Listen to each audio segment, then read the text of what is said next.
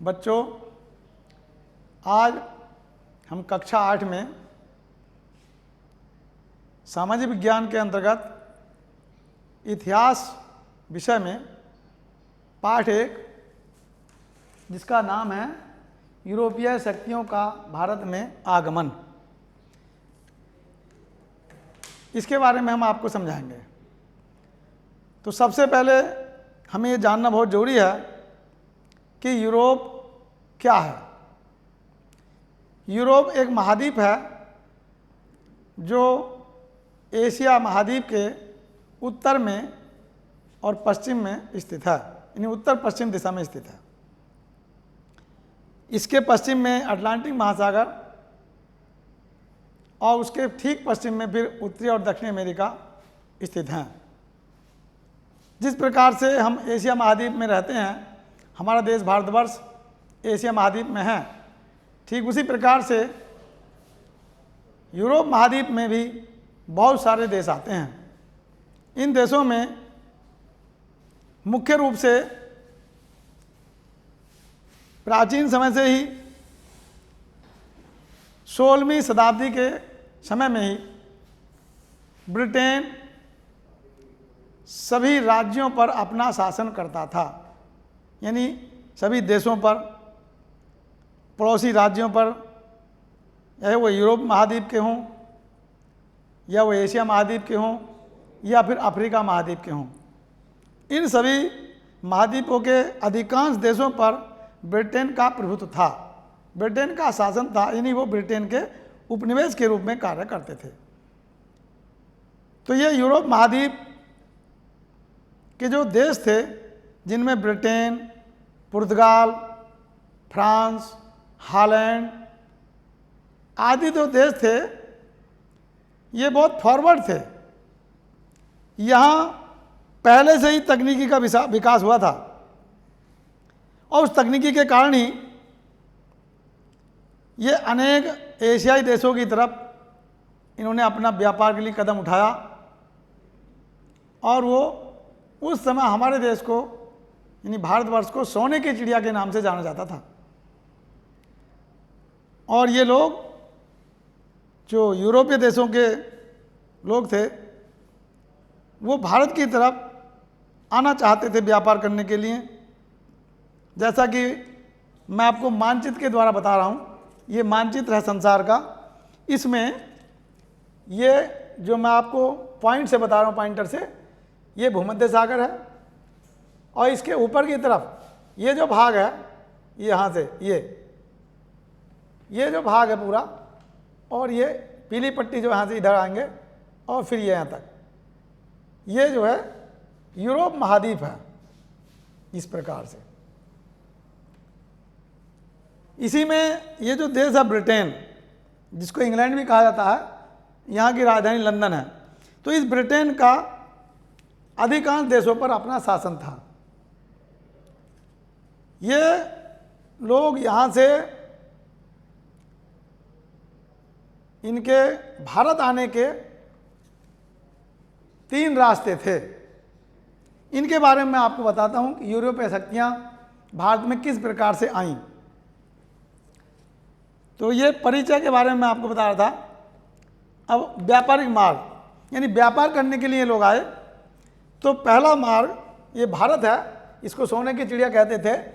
और यहाँ से यूरोप से चल कर के जब ये आते थे, तो पहला मार्ग भारत में ये फारस की खाड़ी है।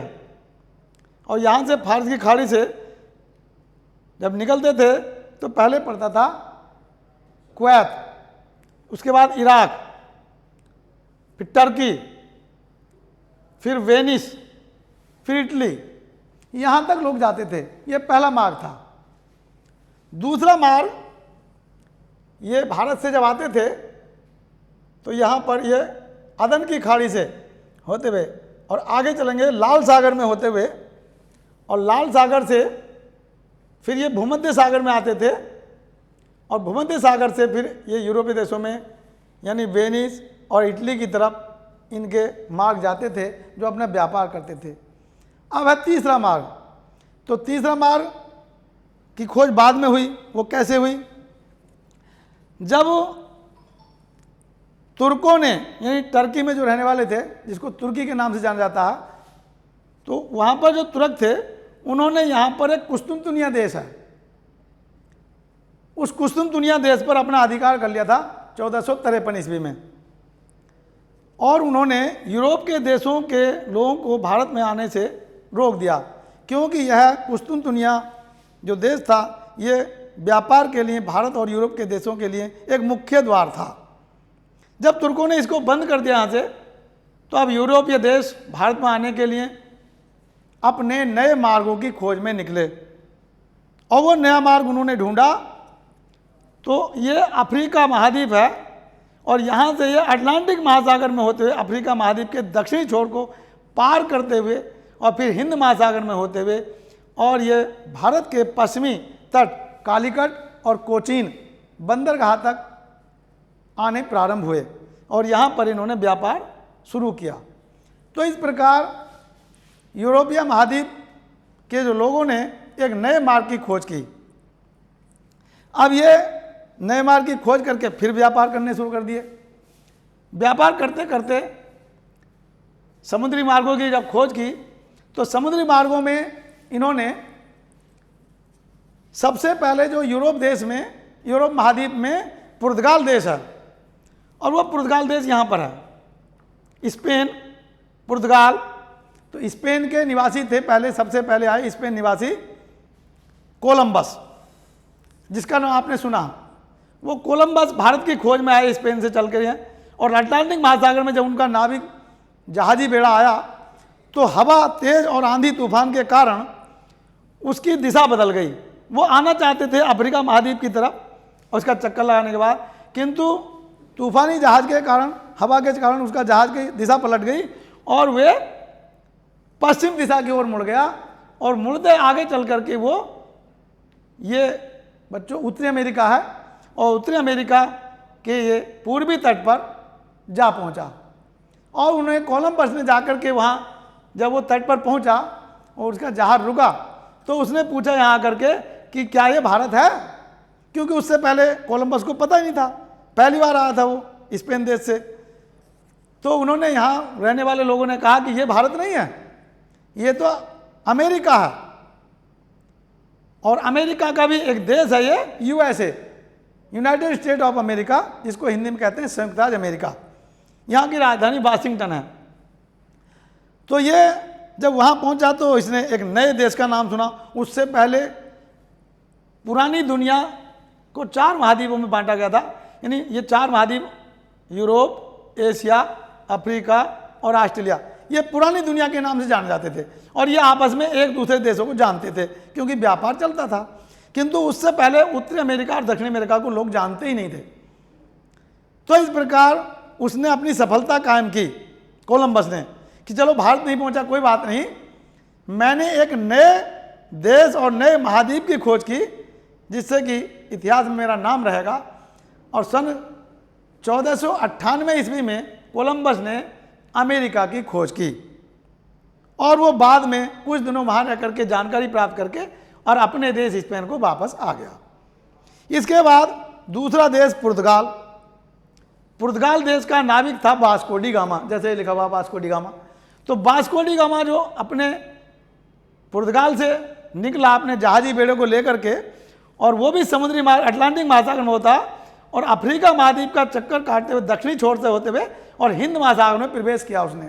और यहाँ भारत में सबसे पहले वो गोवा जो प्रदेश है अपना, वहाँ पर कालीकट नाम का बंदरगाह है, और वहाँ पर आया कालीकट। उसके फिर बराबर में कोचीन बंदरगाह, इन दोनों बंदरगाहों पर वो रुका उसका जहाज़, और उसने वहाँ जानकारी प्राप्त की। तो पता लगा कि हाँ ये भारत है, और तब से वो भारत में कुछ दिनों तक रहा, वहाँ की जानकारी प्राप्त की, और भारत से व्यापारिक संबंध स्थापित करने के लिए उसने वहाँ के राजाओं से बातचीत की, और कुछ दिनों तक रहने के बाद, वहाँ की जानकारी लेने के बाद, और वो अपने वापस जो है उसी मार्ग से हिंद महासागर और अटलांटिक मार्ग होता है, अपने देश पुर्तगाल में वापस चला गया। ठीक इसी प्रकार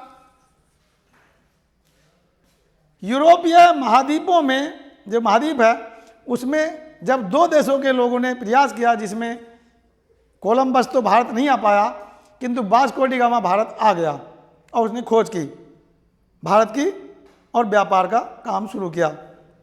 धीरे धीरे हॉलैंड निवासी डच, हॉलैंड भी एक देश है और वहाँ के लोग भी समुद्री मार्ग से भारत में आए और उन्होंने, हॉलैंड निवासियों ने अपने जो व्यापार शुरू किया, तो वो पूर्वी भारत के पूर्वी भाग में मछलीपट्टनम,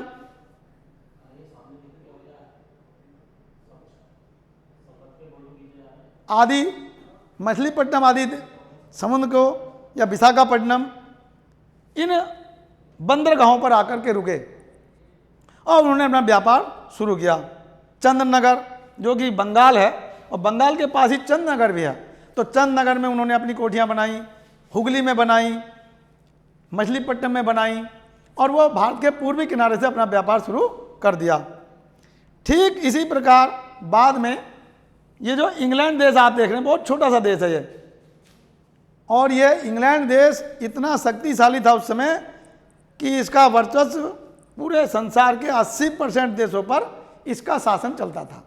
यानी भारत भी उसका एक उपनिवेश था उस समय, और वह भी वहाँ पर आए व्यापारी और उन्होंने अपनी कोठियाँ कहाँ बनाई?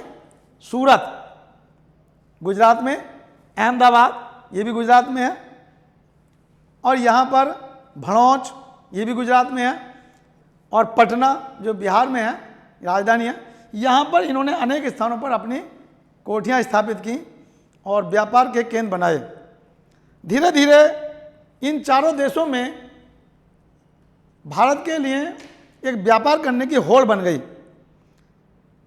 उस समय पुर्तगाली लोगों ने ये अन्य डचों को, फ्रांसीसियों को या अंग्रेज़ों को आने के लिए रास्ता रोकने का अथक प्रयास किया, किंतु बाद में अंग्रेज़ों की विजय हुई। अंग्रेज़ों ने फ्रांसीसियों को भी हरा दिया, अंग्रेज़ों ने पुर्तगालियों को भी हरा दिया और डचों को भी हरा दिया। बाद में इन तीन देशों के बहुत कम उपनिवेश रहे, किंतु ब्रिटेन ने अपना व्यापार धीरे धीरे प्रारंभ कर दिया। और ब्रिटेन में जो व्यापारी आए थे, तो उस समय भारत में मुगल शासक जहांगीर का शासन था। मुगल शासक जहांगीर के शासनकाल में ब्रिटेन के राजदूत सर टॉमस रो और हॉकिंस दो राजदूत थे, तो उनमें सर टॉमस रो और हॉकिंस दोनों राजदूतों ने जहांगीर के शासनकाल में वो भारत आए और उन्होंने देखा कि जहांगीर बड़े ऐशो आराम शान शौकत से रहता था, अपने दरबार में हर समय नृत्यांगनों का नाच कराता था, मांस मदिरा का सेवन करता था, जनता की कोई परवाह नहीं करता था। उन्होंने जहांगीर से अनुमति ली, सर टॉमस रो और हॉकिंस नाम के राजदूतों ने जो ब्रिटेन के थे, और व्यापार की अनुमति ली, और वहाँ से वो राजा को खुश करने के लिए अनेक प्रकार के गुलदस्ते, अनेक प्रकार की सामग्री लाते थे और राजा उनसे खुश हो जाते थे, और राजा से फिर वो उनके बदले में कर को, जो कर लगाते थे उनमें छूट मांगते थे। तो करों में छूट उन्हें मिल जाती थी, तो वो व्यापार के अनेक वस्तुएं यहाँ से ले जाते थे। तो जो वहाँ से भारत से ले जाने वाली वस्तुएं थीं, उनमें विशेष रूप से मसाले, नारियल, दालचीनी, काली मिर्च, और इसके साथ साथ सूती कपड़े, ऊनी कपड़े, रेशमी कपड़े, इन सब को भारत से वो ले जाते थे, सस्ते दामों में ले जाते थे। और धीरे धीरे उन्होंने भारत के अंदर पकड़ शुरू कर दी। तो पहले तो राजाओं से व्यापार शुरू किया, किंतु बाद में धीरे धीरे उन्होंने भारत के अंदर जा कर के गाँव तक और छोटे छोटे कस्बों, नगरों तक लोगों से मिले और वहाँ से उसमें अपने व्यापार के लिए वस्तुओं का आदान प्रदान प्रारंभ किया, जिससे कि उन्हें और सस्ता माल मिला, कपड़े सस्ते मिले, मसाले सस्ते मिले, और कर कम देना पड़ा क्योंकि राजा की अनुमति से उन्होंने कर कम करा लिया था। और इस प्रकार से वो यहाँ से उन वस्तुओं को लेकर के गरम मसाले, सूती रेशमी कपड़े और अपने ब्रिटेन चले जाते थे। और ब्रिटेन से जो सामान आता था उसमें थी मशीनें, तकनीकी और अनेक प्रकार की जो बनी वस्तुएं थीं उनको वहाँ लाते थे और बदले में हमारे देश से व्यापार करना प्रारंभ कर दिया था। धीरे धीरे इनका वर्चस्व बढ़ता चला गया और भारत के अनेक भागों पर इन्होंने अनेक नवाबों के, अनेक राजाओं के ऊपर शासन प्रारंभ किया, उनसे समझौता किया। अब चूंकि हमारे देश में बहुत सारी वस्तुएं नहीं बनती थीं तो इन्होंने सबसे पहले व्यापार करना शुरू किया। तो उसमें सबसे पहला यंत्र था कुतुबनुमा। कुतुबनुमा यानी दिशा सूचक यंत्र। एक डिबिया होती है, इसमें एक सुई होती है जो उत्तर दक्षिण दिशा में रुकती है। तो उस कुतुबनुमा से दिशा ज्ञात करने के लिए प्रयोग किया गया। जहाज़ों में आते थे, हवाएं चलती थीं, तेज आंधी चलती थी, जो जिससे दिशा ना बदले तो उस कुतुबनुमा यानी दिशा सूचक यंत्र की सहायता से अपना व्यापार करते थे और अपनी दिशा को भारत की तरफ मोड़ करके जहाज़ को ले आते थे, जिससे कि उनका जहाज़ अन्य दिशा में ना जाए। तो इसी प्रकार इनका व्यापार चलता रहा। इन्होंने नवाबों से और राजाओं से संधि करी और यहाँ के राजाओं को आपस में फूट डाल करके, नवाबों में आपस में फूट डाल करके और अपनी सैनिक सहायता के द्वारा उनको अलग अलग किया और उनको अलग अलग करते हुए पहले एक पर शासन किया, फिर दूसरे पर शासन किया और इस प्रकार से भारत में इन्होंने ब्रिटेन वासियों ने, इंग्लैंड के जो लोग थे, राजा जो थे वहाँ, तो उन्होंने जो राजदूत भेजे थे उनका शासन यानी ब्रिटेन का शासन यानी उन्होंने ईस्ट इंडिया कंपनी बनाई। अंग्रेज ईस्ट इंडिया कंपनी जिसको कहते थे ब्रिटिश ईस्ट इंडिया कंपनी, और उन्होंने उससे शासन करना प्रारंभ किया, व्यापार किया और भारत में उन्होंने अपनी जड़ें मजबूत कर लीं। ये भारत है, ये वाला देखो आप बच्चों, ये है।